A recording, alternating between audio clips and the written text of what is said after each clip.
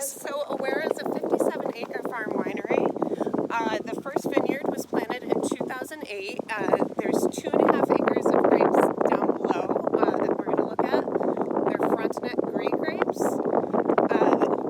Here we have to plant Minnesota cold hardy varietals because we don't have the warm climate that the Finger Lakes has.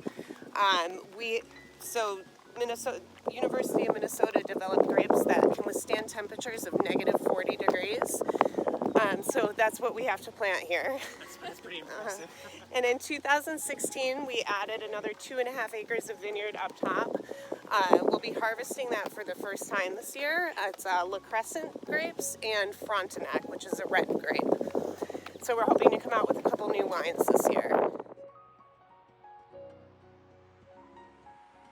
So this is our vineyard. These are Frontenac Gray grapes.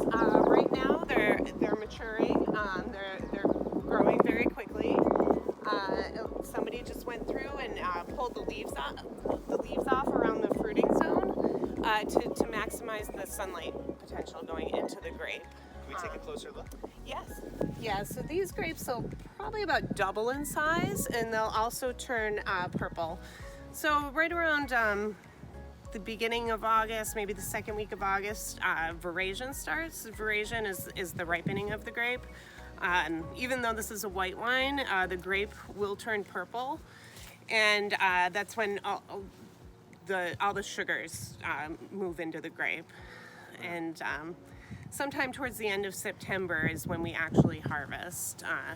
So what we'll do is come out here every day, every couple days, and grab a random sample of the grape and do a test on the sugar levels. Wow. So how did you learn all of this? It's kind of a funny story. So I have a master's degree from SUNY ESF in environmental studies. And I just kind of fell into this job here. A company I was working for shut down suddenly, and I ended up kind of working in the vineyard here, working in the garden, helping out here and there.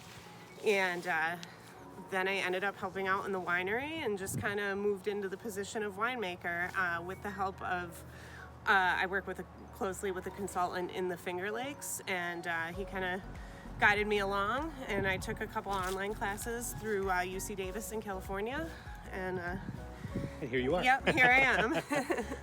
Once the grapes are ready for harvest, we schedule a group of people. We hand pick all of our grapes here because we're such a small vineyard.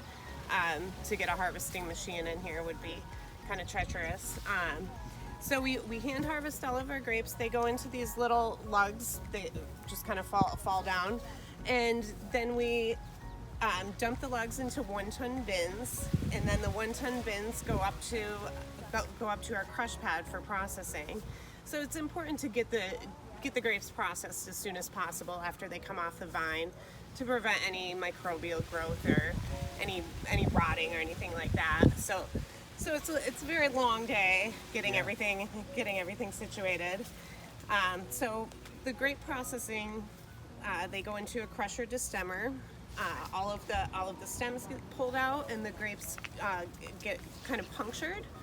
And then from there, for white wine, the grapes go right into a press where they get squeezed into juice and put into a tank inside, which we'll check out in a minute. Once all of our grapes are harvested, pretty much within a couple weeks after that, all of the leaves yellow and fall to the ground. Then all that needs to get done is in most of our vineyard area, we have bird netting. That has to be kind of tied up and get the vines ready for pruning. Pruning happens throughout the course of the winter. So the vines start down here, and we use 4 cordons on these wires. You want to zoom? And this ends up being the fruiting zone. So as you can see, there's vines that come way up. All of that gets cut down, and we just leave 4 canes to kind of cover these bottom wires. We get a lot of snow here. Sometimes the snow's up above the actual, so we kind of have to wait until March, April to prune. And it's kind of a rush to beat the budding season. Yeah, so it's time. Yeah, time crunch. And another challenge we have here, as well as many other vineyards, deer, birds.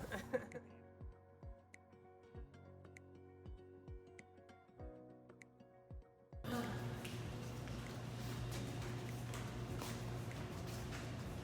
feel like we're in the masterworks, the behind the scenes area. Tell us about what this is. So these are all our tanks. So our largest tanks are 2,000 gallons. They can fit about 10,000 bottles in there, just for perspective.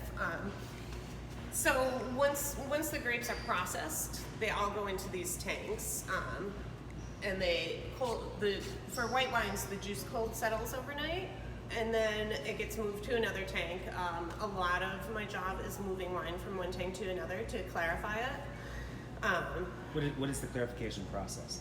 So at the beginning, it's just letting the wine settle overnight, and then or the juice settle overnight, and then moving it to another tank to ferment in that tank. So once that happens, the fermentation process starts. We control all of our fermentations here, so I add different types of yeast depending on the type of wine it is. Different yeast strains will help pull out aromatics or different flavor profiles. So that's really interesting to talk about. What do you feel makes your wines distinctive here? You talked about flavor profiles. What would be the profile of some of, or maybe the majority of your wines? So I try to extract the fruit flavors to the maximum potential, especially in wines like Riesling that are so full of fruit. And then also wines like our Betty's White and Owera White, they're blended wines. And just trying to get the fruit flavor, like Cayuga grapes, for example, have a very strong peach flavor. I want to preserve that in the final finished product of the wines. So we do all of our bottling in-house. So when we get the grapes from the Finger Lakes, they're all processed here on site. The wine's made here on site and also bottled here. Very cool. Mm-hmm. So do you oversee that process as well personally? I do. Wow. Yes. Yeah, I've learned a lot hats. about the mechanics of this bottling line, which I never thought I'd be able to learn. So when we bottle, the wine gets pumped from a tank to the final filter, and then it goes into this filler bowl here. Our fillers do 6 bottles at a time. It does about 1,000 bottles an hour. So in a year, how many bottles in total do you typically produce, or on average? We do, I'd say on average between 40 and 50,000 bottles a year. And we generally bottle like one wine in one day, so we bottle about 15 times a year. And then this is our capsular, and then our labeler, and then the wine gets boxed up here manually and brought over to our bonded warehouse. Okay, so this is maybe a silly question. Who designs your labels? How do you choose what the labels will look like in a given year? So we work closely with our label company, MPI Labels, out of Norwich. So they've helped us come up with our newer labels. Some of the labels were made before I got here, but yeah, we work with MPI now. That's really interesting.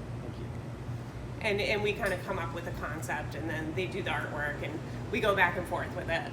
Mm-hmm. And we try and keep consistent, like with the hummingbird, for example, or the trees. Our tree labels, all of the trees on those labels are found on site here. Oh, so that's a nice detail. I love that. Yeah.